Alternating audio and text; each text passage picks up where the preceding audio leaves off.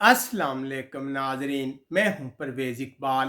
نظر ڈالتے ہیں یورپ بھر کی تازہ ترین خبروں پر۔ ناروے کشتی کے حادثے میں زخمی ہونے والے 4 افراد کو ہسپتال منتقل کر دیا گیا ہے، جبکہ حکام نے کچھ علاقوں کو طوفانی بارشوں کے حوالے سے خبردار کیا ہے۔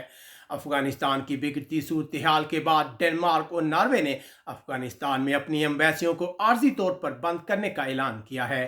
سویڈن میں ایک ایران کے سابق اعلیٰ عدلیہ اہلکار پر مقدمے کی سماعت شروع ہو گئی ہے۔ ان پر الزام ہے کہ انہوں نے ایران کی جیل میں قیدیوں پر تشدد کیا۔ ہالینڈ کے حکام کا کہنا ہے کہ ملک میں سیاسی پناہ لینے والے پاکستانی بلاگر احمد وقاص گرایا پر قاتلانہ حملے کو حکام نے فروری میں روکا تھا۔ اس بلاگر کا نام پاکستانی ہٹ لسٹ پر موجود ہے۔ ہالینڈ نے 1 نومبر کو کورونا پابندیاں ختم کرنے کا اعلان کیا ہے۔ پرتگال میں گزشتہ ماہ کی نسبت ہلاکتوں کی شرح میں اضافہ ہوا ہے، لیکن وہ گزشتہ سال کی نسبت ہلاکتوں کی کم شرح ہے، جبکہ لونادا میں ایک سیکورٹی گارڈ نے فائرنگ کر کے پرتگال کے شہری کو ہلاک کر دیا ہے۔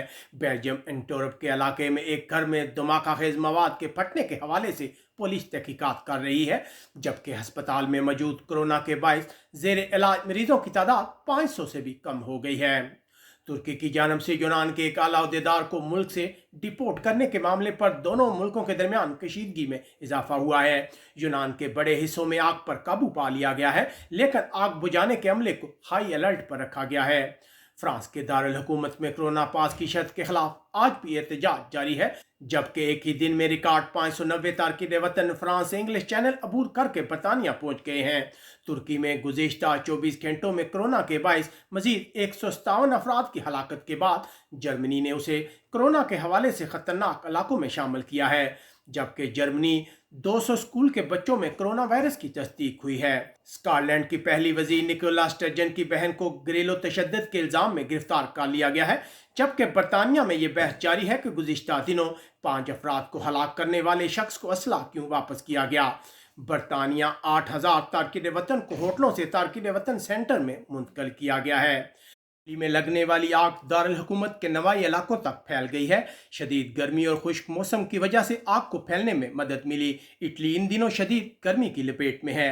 اسپین کی حکومت نے مراکش کے ساتھ معاہدے کے بعد ان 800 تارکین وطن کو ڈیپورٹ کرنا شروع کر دیا ہے جو مراکش سے اسپین میں داخل ہوئے تھے۔ تارکین وطن کے معاملے پر اسپین اور مراکش میں کشیدگی پیدا ہو گئی تھی۔ اسپین کے صوبے کاتالونیہ میں شدید گرمی پڑ رہی ہے، درجہ حرارت 43 سینٹی گریڈ تک جانے کی امید ہے۔